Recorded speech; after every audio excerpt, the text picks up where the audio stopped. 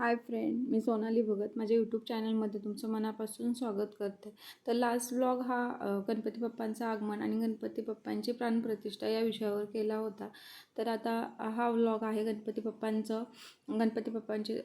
बाप्पा घरी आल्यामुळे सत्यनारायण पूजा आणि गणपती बाप्पांचं विसर्जन. तर आम्ही साध्या आणि सिंपल पद्धतीने सत्यनारायण पूजा ही केली होती, की काकांनाही बोलवलं होतं आणि काकांनी मस्त असं पूजेचं विधी वगैरे छान पद्धतीने पार पाडले. पहिले पाहताय की तुम्ही काकांनी व्यवस्थित अशी पूजा मांडून घेतली होती. त्यानंतर त्यांनी फर्स्ट गणपती बाप्पांचे अभिषेक करून घेतला आणि तो अभिषेक झाल्यानंतर त्यांनी कृष्णाचाही अभिषेक करून घेतला आणि त्यांनी नंतर आम्हाला सत्यनारायणची जी काही कहाणी आहे ती सांगितली की का करावी सत्यनारायण पूजा, कधी करावी आणि कशासाठी करावी. तर सत्यनारायण पूजा ही कधी करावी, तर सत्यनारायण पूजा ही तुम्ही कोणत्याही महिन्यातल्या पौर्णिमेला, गुरुवारी, एकादशीला करू शकता. त्याच्यानंतर ही पूजा तुम्ही कधी करावी, कशासाठी करावी, की ही पूजा आपण केल्याने आपल्या घरामध्ये भरभराट येते, धनसंपत्ती, भरभराट, आशीर्वाद हे सगळं काही आपल्याला आपल्या घरामध्ये सुख समाधान नांदो यासाठी ही पूजा केली जाते.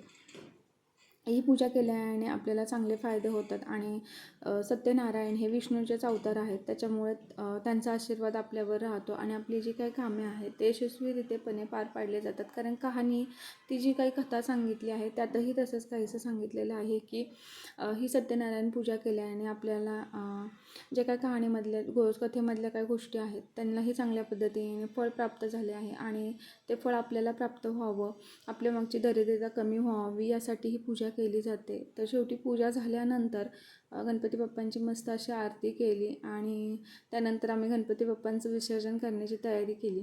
तर इथे आरतीही झाली आहे आमची आणि आम्ही नंतर गणपती बाप्पांना आमचं घर दाखवलं. घरातले म्हणजे देवारा आहे तिथे आम्ही गणपती बाप्पांचं दर्शन करून घेतलं आणि त्यानंतर आम्ही गणपती बाप्पांना खाली घेऊन गेलो. थोडंसं फोटोशूटही झालं आणि मस्त अशी आरती झाली शेवटची गणपती बाप्पांची. तर आम्ही काही विसर्जनासाठी गेलो नव्हतो, तर सर्वजण गाड्यांवरतीच गणपती बाप्पांना घेऊन गेले आणि जेंट्स लोक आणि नंतर गणपती बाप्पांचं मस्त असं विसर्जन झालं.